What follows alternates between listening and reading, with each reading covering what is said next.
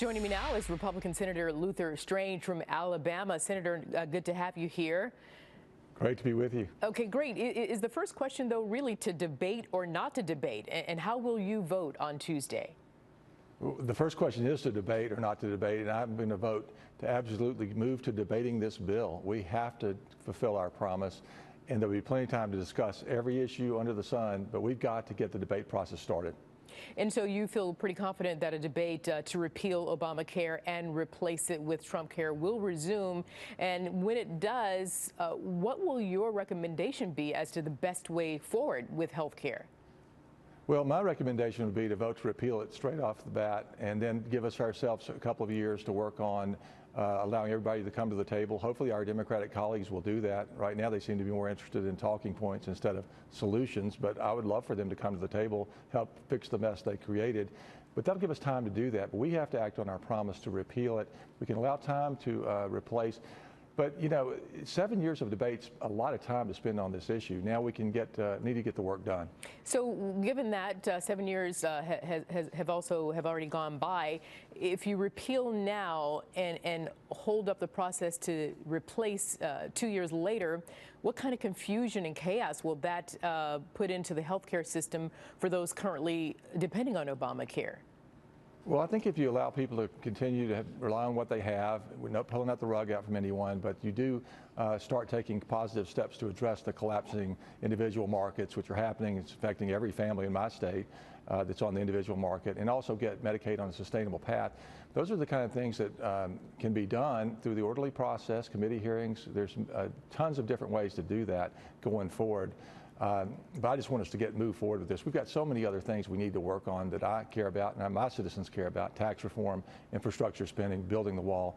Those things need to be addressed, and we need to move forward. And before you get there, though, health care is still, looming over the Senate. Is the struggle in the Republican Senate strictly over health care, or does it represent something else that might be ailing the chamber?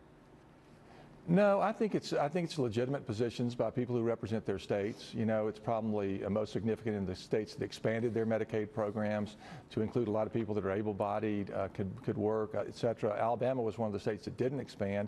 We've been very creative and thrifty in trying to address the needs of the poorest, neediest people that the Medicaid system was originally designed for. We need to be treated fairly. So those are not easy issues, but we need to get on to the debate, let everybody present their position.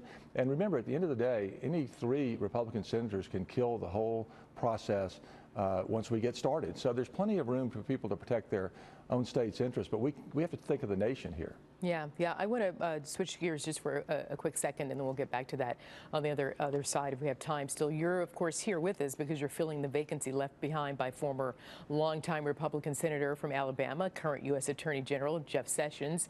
As you well know, it was a rough news week last week with the Washington Post reporting that Russia's ambassador to the U.S. told his superiors in Moscow that he discussed campaign-related matters with then Senator Jeff Sessions during the 2016 presidential race. I have to say that Fox News has not confirmed this, but also last week, as you well know, to the New York Times, President Trump expressing disappointment in Attorney General Sessions for recusing himself from the Russia investigation. So I ask you, as someone who knows Mr. Sessions, will the Attorney General continue with this administration, or will he resign?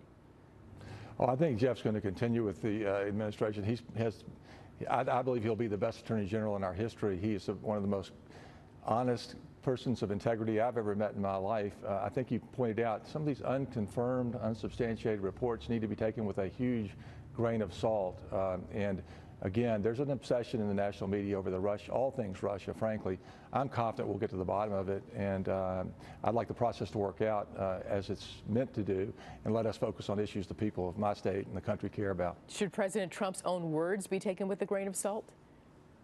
Well, I think the president, and I was with the president on Tuesday, I think there's just a lot of understandable frustration with the consumption of this consuming media frenzy about Russia, and probably all of us feel a little bit that way. We want to work on problems that people really care about in this country. And if you were with the president on Tuesday, did you get a chance to speak with the president? Did you speak with him about health care?